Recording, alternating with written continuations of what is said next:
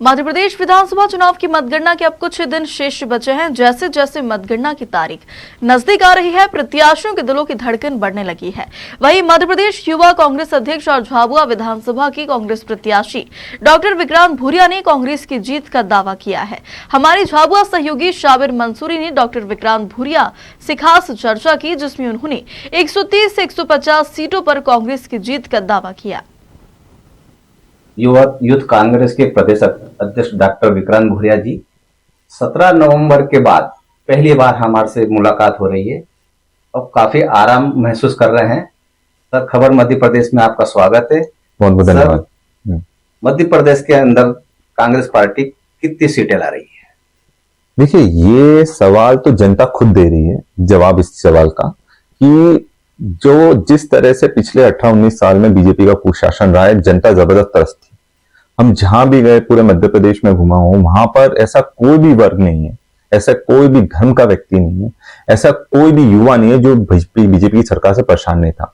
और इस बार इतना जबरदस्त अंडर करंट था, कोई कुछ भी बोले, पर मैं आपको गारंटी से बता रहा हूं कि मध्य प्रदेश में कांग्रेस की 130 से 150 सीटें आने वाली हैं और एक तरफा कांग्रेस की सरकार भी बन रही है और कमलनाथ जी मुख्यमंत्री भी बन रहे हैं। सर, झाबुआ जो सीट है, हमेशा ये कह रहे हैं लोग कि काफी कसम कसे और यहाँ काफी घोटाले भी हुए हैं झाबुआ जिले के अंदर, चाहे ड्रेस घोटाला हो, योग घोटाला हो। उसके बाद भी भारतीय जनता पार्टी के लोग कह रहे हैं कि हम यहाँ पे पूर्ण बहुमत से मध्य प्रदेश में सरकार बनाएंगे। झाबुआ जिला जो प्रॉपर है, जैसे जिला हमारा, इसको 3 सीटें जैसे महत्वपूर्ण बता रहे हैं, थानला और पेटलाबाद और झाबुआ। इसमें आपको किस तरीके से देख रहे हैं सर? तीनों सीटें जीत रहे हैं, इसमें बिल्कुल कोई संशय की बात नहीं है। एक तरफा कांग्रेस का यहाँ पर माहौल है और जिस तरह के कांग्रेस के विधायकों ने काम करा है, कभी भी किसी का भ्रष्टाचार में नाम नहीं आया। बीजेपी के क्यों ऐसा होता है कि विधायक आते हैं, सबसे पहले भ्रष्टाचार में नाम आता है, उसके बाद पता लगता है वो विधायक है। और ये हकीकत है कि जिस तरह से झाबुआ जिले को मजबूत करने का काम कांग्रेस ने करा है, ऐसा बीजेपी ने कभी नहीं करा है। अगर सही में बीजेपी, मुझे बताइए कि बीजेपी को सही में सरोकार होता है झाबुआ जिले से, तो मुख्यमंत्री जी चुनाव 5 साल में चुनाव के समय क्यों आते हैं? प्रधानमंत्री जी सिर्फ चुनाव के समय क्यों आते हैं? वैसे भी आना चाहिए, सौगातें देना चाहिए। और दुख की बात यह भी है कि जब पिछले 18-19 साल में बीजेपी की सरकार रही, एक बार भी झाबुआ से किसी को मंत्री क्यों नहीं बनाया इन्हें? अगर इनको सही में झाबुआ और आदिवासी क्षेत्र की इतनी चिंता होती, इनके भी विधायक रहे, उनको आपको मौका देना चाहिए था। तो ये मतलब कि ही झाबुआ सिर्फ वोट के लिए है, झाबुआ सिर्फ वोट के लिए नहीं, झाबुआ पूरी ताकत से इस बार जवाब भी दे रहा है। और इस बार हम लोग 3 की 3 सीटें पूरी झाबुआ जिले की जीतने जा रहे हैं। और जैसे ही हम जीतेंगे, ये जितने भी इनने घोटाले करे हैं, चाहे गणवेश घोटाला इन्होंने जो करा है, चाहे टंकियों में जबरदस्त घोटाला हुआ है, 3-3, 4-4 करोड़ की पानी की टंकियां बना दी इन्होंने और आज तक उनसे एक घर में पानी नहीं पहुंचा। क्या कारण है? और आज तक कोई भी जेल भी नहीं गया, क्योंकि सब पैसा नीचे से ऊपर तक गया है इनका। ये सारे करेंगे क्योंकि पानी की बहुत बड़ी दिक्कत है हमारे यहाँ, पलायन की बहुत बड़ी दिक्कत है। तो रोजगार के लिए बीजेपी ने आज तक 18-19 साल में क्या कर दिया? और यही सबसे बड़ा सवाल है जो युवा पूछ रहा था।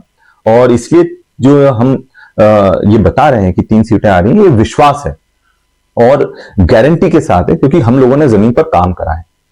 सर, आपने एक बहुत बड़ा मुद्दा उठाया अभी कि चुनाव आयोग ने होमगार्ड जवानों को, जो कि अर्धशासकीय देता है, उनकी चुनाव में ड्यूटी लगाई। ये बहुत बड़ा मुद्दा है सर।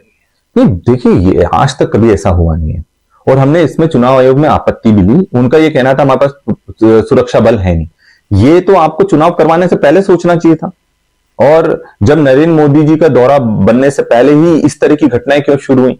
मतलब कि आप यहां चाहते थे कि आखिरी में पुलिस के दम पर, पैसे के दम पर, प्रशासन के दम पर यहां पर हम बहुत बड़ा धांधली कर सके। पर वो तो हमारे कार्यकर्ता और जनता इतनी मुस्तैद थी कि इस तरह की बड़ी घटनाएं उनको मौका नहीं दिया। पर बात साफ है कि जब आप सीआरपीएफ को ना लगाते हुए गुजरात से पुलिस को लगाकर या फिर होमगार्ड वालों को आप लगाते हैं, तो इससे साफ समझ जाता है कि आपकी मंशा गलत है। और जनता इस चीज को बहुत अच्छी तरह से, बहुत बारीकी से देख रही है। और पूरे मध्य प्रदेश में सिर्फ झाबुआ में ऐसा क्यों हुआ? क्योंकि नरेंद्र मोदी जी यहां पर आए, इसलिए हुआ क्या?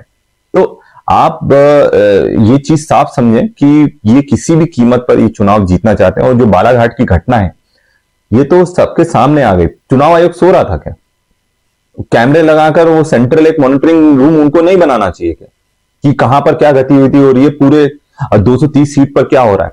तो इसका मतलब कि चुनाव आयोग बस सोता रहेगा और जब तक कि कांग्रेस वाले या फिर कोई कार्यकर्ता या जनता कोई उनको प्रमाण नहीं देगी तब तक उस चीज को मानेगा नहीं। आज भी बालाघाट में कलेक्टर पर कार्रवाई कहां हुई? अगर स्ट्रांग रूम खुलता है, उसमें धांधली होती है, सबसे बड़ी जवाबदारी तो कलेक्टर की होती है। पहले नीचे की तहसीलदार को उन्होंने निपटाया, उसके बाद थोड़ा और प्रेशर बना तो चलो एसडीएम को निपटा देते हैं। कलेक्टर कहां गया? चुनाव तो कलेक्टर ही करवा रहा है ना, आखिरी में धांधली तो वही करेगा। सर 2024 लोकसभा आने वाला है, आप यूथ कांग्रेस के प्रदेश अध्यक्ष हैं, आने वाले समय में युवा लोगों की क्या भूमिका रहेगी सर? देखिए, इस चुनाव में जबरदस्त भूमिका युवाओं की रही है। मतलब एक भी विधानसभा ऐसी नहीं थी जहां पर युवाओं की एक जबरदस्त टीम बूथ तक की मुस्तैद नहीं थी। सब जगह जबरदस्त प्रत्याशी, चाहे प्रत्याशी कोई भी हो, पर उसको मदद करने के लिए यूथ कांग्रेस के लड़के पूरी तरह से मुस्तैद रहे। और ये यूथ कांग्रेस की ताकत थी। पिछले 3 साल का संघर्ष था, चाहे लाठी खाए, डंडे खाए, हर धरना आंदोलन करा, हर मुद्दे को बहुत ताकत से रोड पर हमने उठाने का काम करा है।